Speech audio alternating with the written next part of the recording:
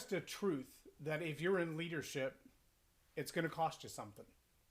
It's a truth that you really can't get beyond, above, around. You can't avoid. In fact, there are a lot of people who come into the world of leadership. They get the title, they get the position, they get promoted. Maybe even they're the innovator who started the company. And as they created this company, they thought to themselves, look at all the perks that are going to come along with this. My life is going to be so awesome, so wonderful. Everything is going to be just peachy from here because I am the leader. And they couldn't be any more wrong than that. That sacrifice is what I want to talk about today.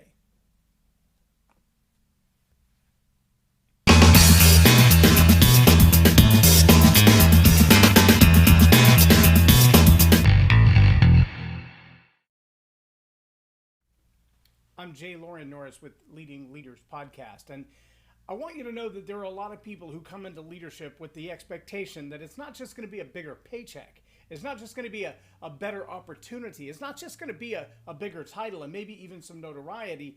It's going to be all that and a bag of chips.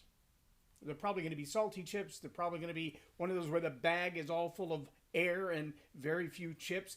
But it's going to be all that in a bag of chips. That's what most people think when they come into leadership. But they're wrong. And they're wrong because leadership demands sacrifice. In order to go up, you've got to give up. You're going to have to set aside some of your wants, some of your dreams, some of your desires, some of your own personal passions, and probably some other things in order to find leadership as a genuine opportunity. There are a lot of people who have not paid that price yet, and so they feel like on this path that I'm on, it's all good. I mean, it's all good. I got everything I wanted. I got the paycheck. I got the title. I got the notoriety. I got the celebrity. Oh, by the way, speaking of celebrities and leaders, yesterday I saw that there was a video released by a guy by the name of Shaquille O'Neal. Maybe you've heard of him. He's a guy who owns like 23 different global brands. Pretty significant power and influence in that kind of ownership. But he owns that because he was a basketball player first. And when he was a basketball player, he spent his money really fast when he first started. He's a big guy, so he made a lot of money playing basketball for a long time. But early on, he didn't know how to manage his money. And somebody came into his life and said, you can't be wasting money like that. You got a lot now, but you're not going to play basketball forever. I have a fistful of friends in my life that came from the NFL, and they will all tell you that those three letters, NFL, stand for not for long. Meaning you might make great money right now, but it doesn't last forever. Your body can't hold up to that forever. Very few people retire from the NFL and go do the Walmart greeter thing because they're bored. No, most of them retire from the NFL and spend the rest of their life in a sauna or trying to stay in shape because they know the pain their body's going to go through after that. Well, Shaquille O'Neal got some wise advice. They said, you're going to have to live below your means for now. You're going to have to invest some of that money. You're going to have to make some personal and financial sacrifices. What kind of personal sacrifices do you have to make to be an NBA star?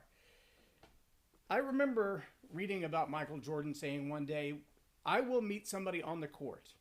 And that somebody that I meet on the court will be somebody who is so talented, so good at what they do. They're going to challenge every aspect of what I do. And when I meet them, the difference between their skill level and my skill level, between their talent and my talent, will be only differentiated by the hours of practice that I put in. That's sacrifice. That demands something of you. That demands that you give up your time that you could be out with the guys or the girls in order to be a supreme leader in the organization that you want to lead in. You're going to have to give up some things. Maybe it's time with your family. Maybe it's time of leisure. Maybe it's time on the golf course. Maybe it's a vacation. But to lead, you're going to have to give up something.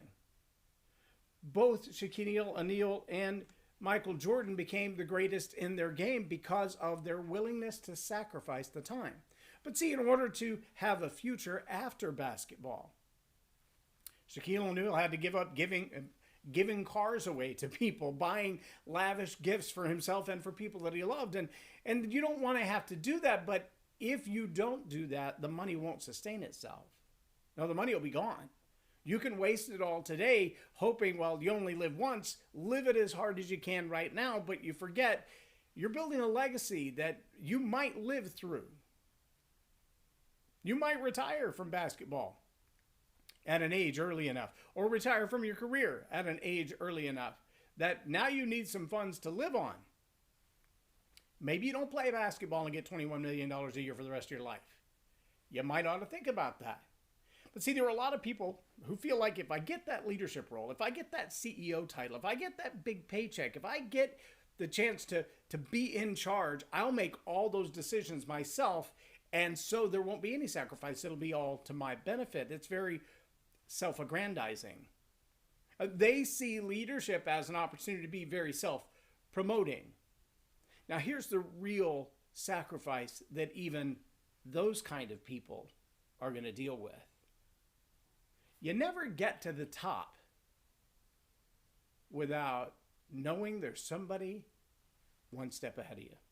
See, there will always be somebody that you've got to serve. There will always be somebody that you've got to, for lack of a better term, bow down to. There will always be somebody who's higher on the heap, higher on the pile than you are. Yep, that's just a fact. I want to share with you just a quick reading. This is from my John Maxwell Leadership Bible. It's one of the little excerpts that his leadership concepts promote from Scripture. This is on from Esther chapter 3, page 602, if you have the same one that I have. Being God's kind of leader means refusing even the smallest compromise in what you believe. Mordecai was that kind of leader. Mordecai wasn't going to bend, not one bit, when Haman, the newly appointed prime minister of Persia, demanded that he show reverence bordering on worship. When the palace officials asked Mordecai why he refused to reverence the prime minister, he told them he was a Jew. And what difference did that make? The Lord himself said, "You shall have no other gods before me. You shall not bow down nor serve them." Day after day, these men tried to talk sense. Talk sense. Maybe you've been in that place where somebody's saying to you, don't you understand? If you're going to get the next promotion, you've got to go with these guys to the topless bar. If you want the next promotion, you've got to go with them on vacation. If you want that next promotion, you've got to tell that client you're not going to do that thing. They're going to talk some sense into you. If you want to survive in this world, you're going to have to compromise on something. These people tried to talk some sense into Mordecai. Didn't Haman have the authority to execute him for not bowing down to this prime minister? Well, so it would seem. Haman, in his arrogance and pride, decided not to challenge Mordecai directly. He didn't go after the individual man, but to wipe out his whole race. In a plot eerily similar to the one carried out many centuries later in Nazi Germany, Haman decreed that Mordecai's people, the Jews, should be exterminated. Because one man refused to bow down to him. He made that the excuse to exterminate the entire people group. Because one person said, no, I'm not doing that.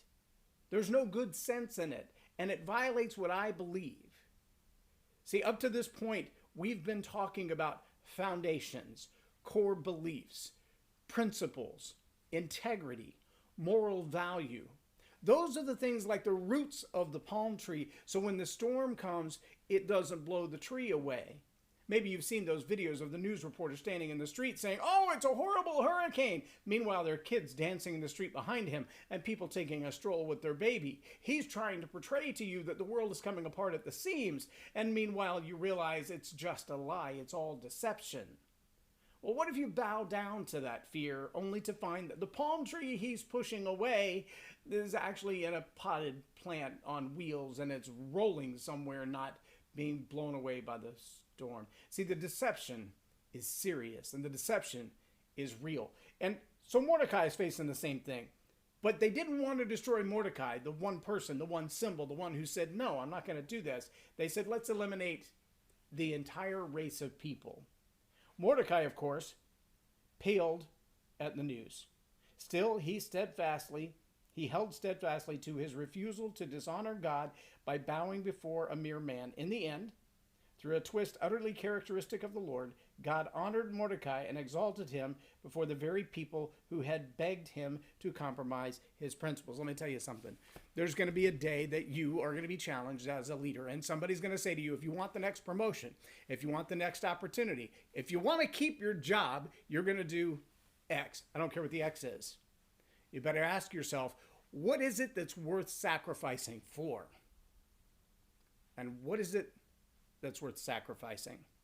Will I sacrifice my job to hold my peace? Will I sacrifice my career to hold my integrity? Will I sacrifice the popularity, the notoriety, the celebrity? See, Shaquille O'Neal made the announcement yesterday, I renounce my celebrity. If celebrity means acting like that, I want no part in it. I'm an entrepreneur. I've built a business. I've sacrificed. I've paid the price. I've gotten to where I am by my effort. And I got no desire to have somebody else come along in my life and tell me that I've got to live it a certain way. No, he renounced his celebrity. And there's going to be a time in your life that you're going to have to ask the question, what am I willing to give up? What is worth sacrificing everything I have for? Mordecai said, I won't bow down because my belief system tells me that God's more important than the government. My belief system tells me that if I surrender myself to that prime minister, I am denying the God who called me. But that's a steep sacrifice. He knew that he was putting his own life on the line, that Haman had the right to have him executed for that he had the power and the authority, and no one would judge him for it. Eventually, they came after the entire race of people over that defiance. But in the end, God used a beautiful young woman named Esther and turned the heart of the king, who overruled the prime minister, who actually lost his life because of his crazy plot to destroy the entire race of people. And maybe you've heard the phrase, won't God do it? Yeah, he will. But what he expects of you is that you sacrifice your comfort. If you want to be a true leader, you're going to have to find those principles that are worth dying on the hill for, so to speak. Those things that are so foundational, so true, so absolute, that you're willing to give up everything. You're willing to give up your comfort. You're willing to give up your fortune. You're willing to give up maybe even your career and your future. You're willing to give those things up because what you believe is worth holding on to. Until you find those things that are worth holding on to against all odds, until you find those things that you're willing to say, I will not back down over this. This is where I stand my ground. This is where I give up everything. Until you find those things, you're going to find yourself instead like a palm tree in a potted plant rolling around on wheels every time the wind changes direction. You need to take some roots. As a leader, you better be asking yourself the question, what is it that's worth sacrificing for? And what is it that I'm willing to sacrifice? Leaders make sacrifices if they want to be true and solid leaders. I'm J Loren Norris with Leading Leaders Podcast for Tell It Like It Is TV. Have a blessed day.